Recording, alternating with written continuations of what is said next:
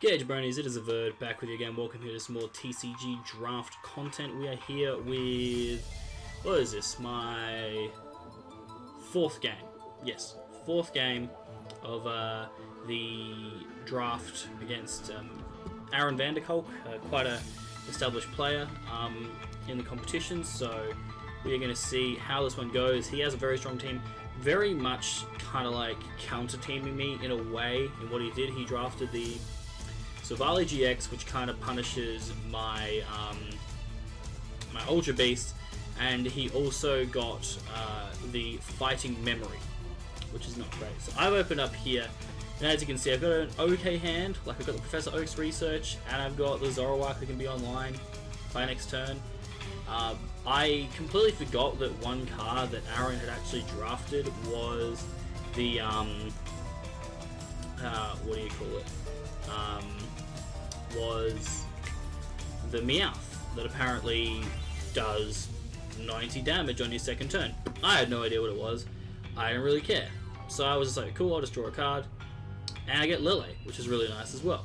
So Lele sets me up for next turn. I'm feeling actually pretty good about this board, because we can't Oak set up this turn, but I can attach an energy to the active. I was like sitting pretty, I was thinking this is cool. I can Lele into red and blue next turn, and I can get this ball rolling.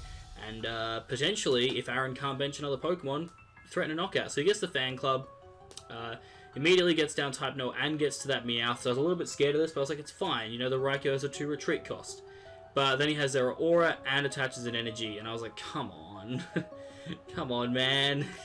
He just started so well, and I was like, alright, well, we're on the back foot. We can red and blue into Weavile here, which is pretty good, obviously. We do draw into a Hooper as well, which is quite nice, but we are very much on the back foot here. So I can go in, though, potentially with the Weavile, but the problem with going into the Weavile right now is that I can't get enough energy on the board because I have no energies in hand, because I attached probably to the worst Pokemon possible. I grab another Sneasel here, thinking that the Sneasel I'm going to have in the active is going to die, which was probably incorrect of me. Like, Raikou is in no frame to knock me out, and Aaron doesn't have a way of switching, so I've just clogged up my bench really for no reason, and I'm just going to pass for turn. This is pretty bad. I put the Hooper down as well, which I really didn't need to do, so a lot of misplays from me here, as Aaron just happens to hit the Silvally as well.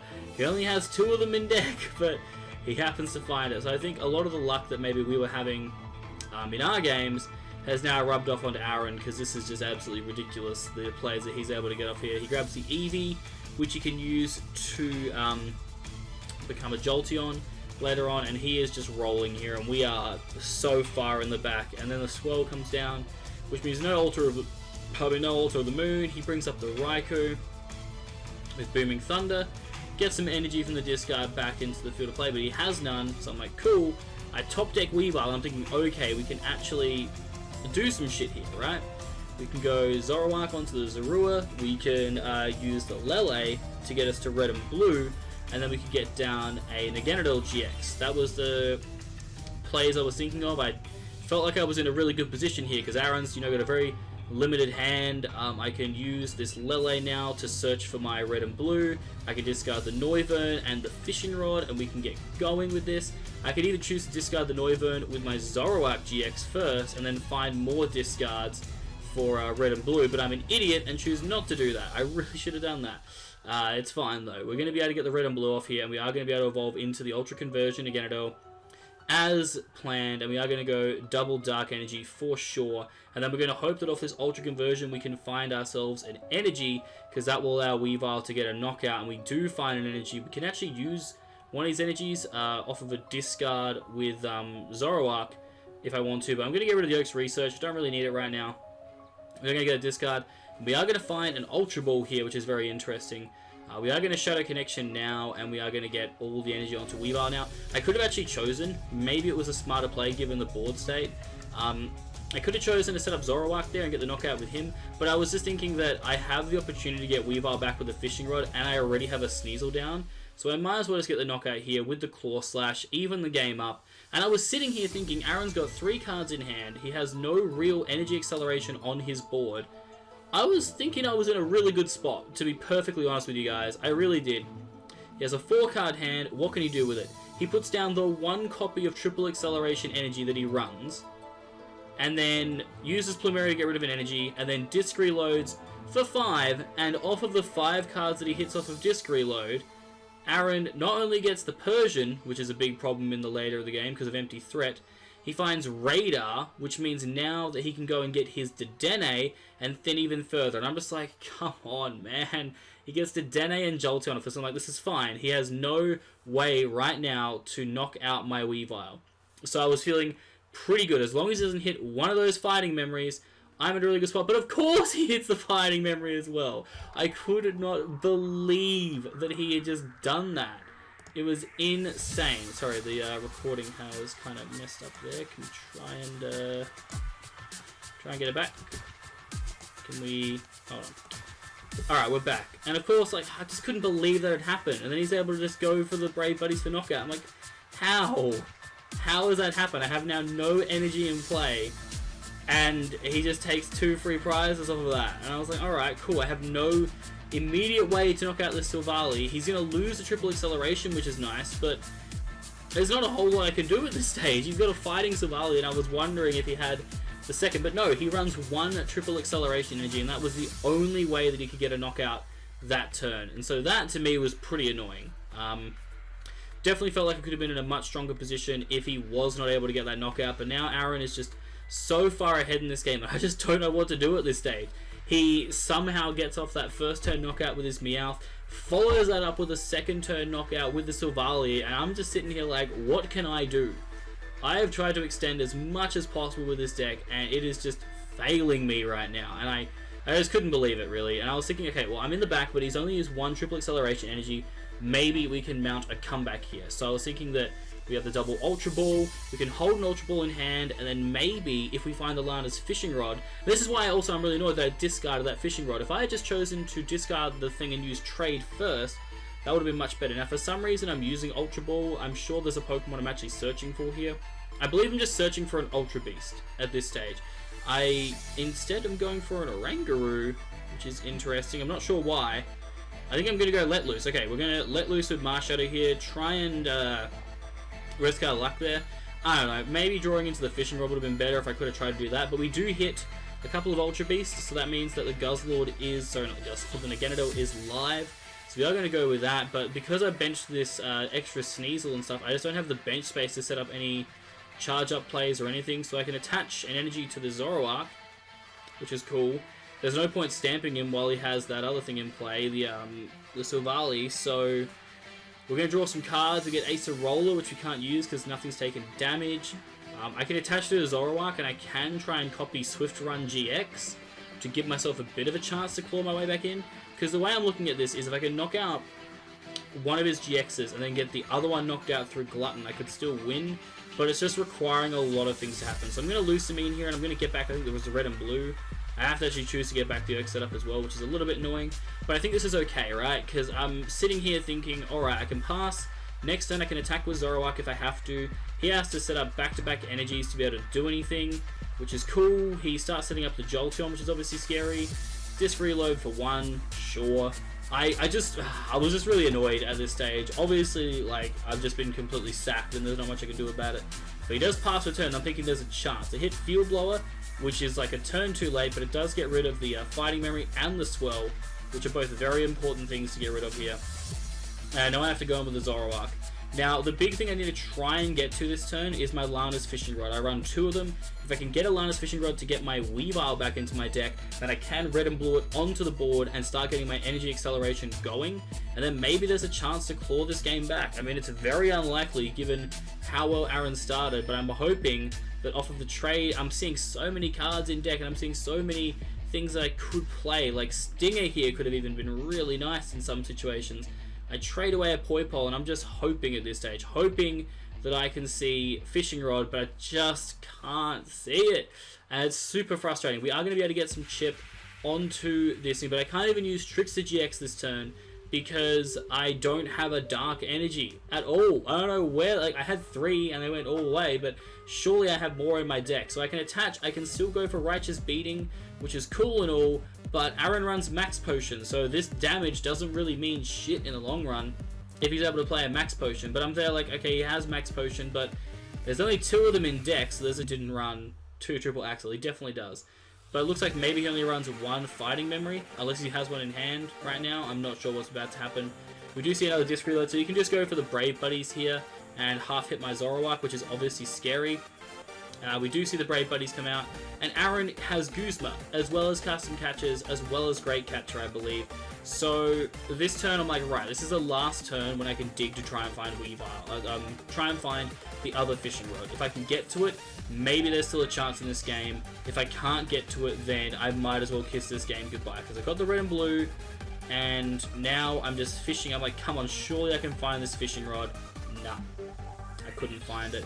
And I was so annoyed. I had to attach to the active, and the only play that I could make here was going for the Trickster to copy Jolteon's attack, even though that he could just easily heal us off with a Max Potion and then not give a damn.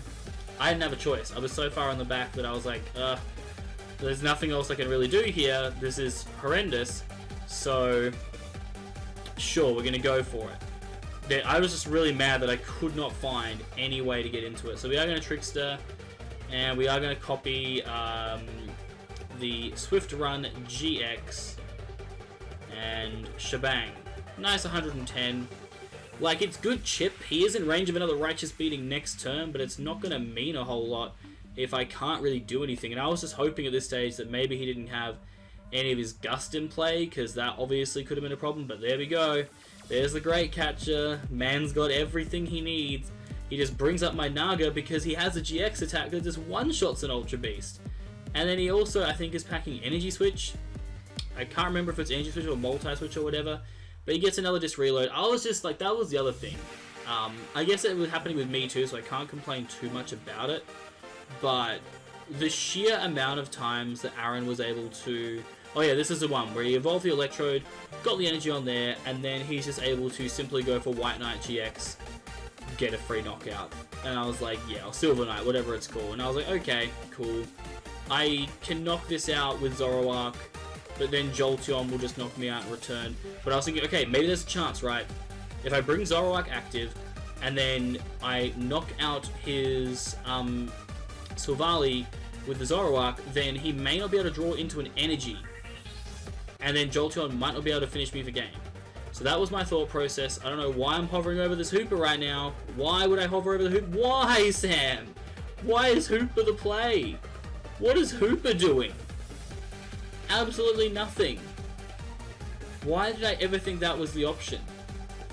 I mean, okay, so the only reason I'd go Hooper here is if I'm confident that I can draw into... So I know the Fishing Rod's in the deck at this stage. I know it's in there. But what I should have done 100% was brought Zoroark active to attack with it. I just attack with Zoroark there 100%. Unless that Persian does 90 damage. No, because it's affected by the amount of energy on the opponent's active. So I'm just hoping that off of this trade, I draw into... Fishing Rod. It's a really low chance, so it's a good chance it won't happen. And what do you know, it doesn't happen.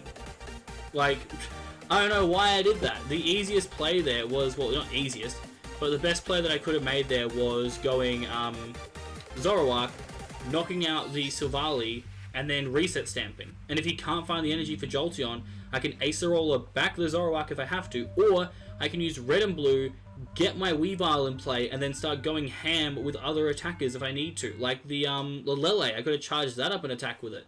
I had so many different plays that I could have made there, and I chose like the worst one. Because I have a Hooper sitting in the active, and now all that Aaron needs... If I can't, like, now I can't knock out the Silvally. There is no physical way that I can knock out his Silvally. And that's just really bad. I can attach the Hooper and I could Rogue Ring, but all he needs is a Guzma. Like, I don't know what I'm doing. I'm playing so bad this game, and it is so frustrating to see. Like, it was probably the worst game of TCG I've played in a long time. And I probably just got frazzled by the first couple of turns that Aaron played, where he was able to just get everything that he needed off. Like, that was super annoying that he was able to get away with that. But yeah, we just see Great Catcher again, just bring up Zoroark, and just Brave Buddies for game, because I didn't knock out his Silvally. For some reason, he chooses Lele instead, because why not? I'm not sure why. He goes for custom catch. I don't mean to keep pausing this game. I'm just trying to speed it up, honestly, because watching this game back is really frustrating, honestly. I could have definitely won this by going for reset stamp into knockout, because he would have seen 2 cards, and if they weren't any way to attach an energy to a Jolteon, there was always a chance to win. And I just decided, no, I don't want to go for that always chance to win. Why would I? Max Potion on Silvally, like there was ever a chance I could win. And we just see a Head Bolt come out, because, yep, that's fair. I can get the Weavile now, but at this point, I think it's just too little too late. I don't have a way on my board to secure a knockout. The only other play that I could have gone for, if I wasn't forced into Trickster on that turn, could have been trying to find the Sting in Ganondorf, but as you can expect, it was prized, so there was no way I could do anything.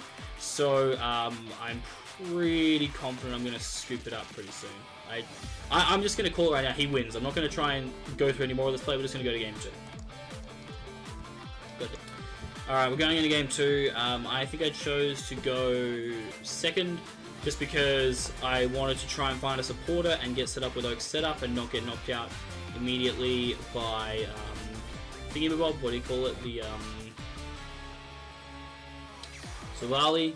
So Aaron starts, opens with the Plusle, which has a very good attack. He opens with Type Null again, like, god damn it. But he opens with Type Null, but that's okay, right? He opens with Type Null, but doesn't mean he's going to open with everything else. I don't draw into any good supporters. All I can do is attach to Guzzlord, declare Mountain Munch, and just pray I hit something good for him. It's a Lightning Energy. The best thing that Aaron wants in his discard, because he's the guy that drafted Tapu Koko GX, sorry, Prism Star, I'm pretty sure. So, wonderful. Like, couldn't be off to a better start. And then he hits the Volkner, which just makes it better. He gets the Fighting Memory, which tells me, oh great, does that mean he already has Silvally in hand? Of course he does! Of course he opens with Silvally and Type Null. Like, come on, man. He has no way to search for these Pokemon other than a supporter, which he hadn't used. And I was just like, come on. And all I have is a Sneasel in play. That's all I got. He just gets a free Brave Buddies knockout for weakness, because he also was able to Vulcan it into his Fighting Memory. And I'm just like, okay, sure. Sure. I draw on a Stealthy Hood, and that's the game. I'm not gonna show any more of this, because I hit Agility Heads 3 times in a row to keep myself in the game, but I dead draw continuously. I'll fast forward so you can see what I dead draw into. Wait for it, wait for it, wait for it. There we go. That is my final hand that I had against Aaron. I just kept drawing into all the cards that I did not need and just couldn't hit a single one. And I just couldn't believe it. It was just a really bad set. I think the deck just didn't perform to its potential, especially given what you guys had seen the deck do before. That was quite disheartening. And then, you know, credit to Aaron, he played really well, but he also just incredibly sacked me both games. Being able to get Silvally down both games by turn 2 is stupid. Like, without him having any good way to search for the Silvally GX, that should not be able to happen as consistently as it did. And I don't know, I think if we play each other in finals, I expect it to be a much closer matchup, because I don't expect him to be able to get those plays off consistently every time. Not even close to every time. So, a little bit annoying, but you know what? We have sacked some of our opponents this season, so it is fair if we also are ones getting sacked. So we are going to take this L. We now go to 3-1. We have to win our last 3 games against Calvin, Braden, and Adrian to probably secure a top place. Spoilers, both Aaron and Jordan finished with a 6-1 record. Aaron lost to Jordan, I lost to Aaron, and Jordan lost to me. So that's pretty cool, right? So I need to... And then also, sorry, I forgot to mention this. Calvin at this point... Don't know why, he just decided to drop out, the same as Mitch did after I played him, and so that was a free scoop for me. So I have 2 games left against Braden and Adrian. If I can beat both of them, then I'll go with Jordan and Aaron to a 6-1 record. I think I just need to win one of those games to secure top cut, so that's going to be the aim. But thank you guys for watching this. I am sorry if this is a little bit salty. You can kind of understand though, given how those turns went against Aaron, how frustrating it was, and especially in this second game where I could just not get anything going, and he was able to get, you know, Brave Buddies with Fighting Memory for knockout by turn 2. It was pretty disheartening, but it's the name of the game, I suppose. Just got to live with it and try and roll with the punches. But, you know, good game to Aaron. Hopefully I can get him again in finals if I can make it there. Gonna try my best to get there. But thank you guys for watching. I'm the Bird. I'm out.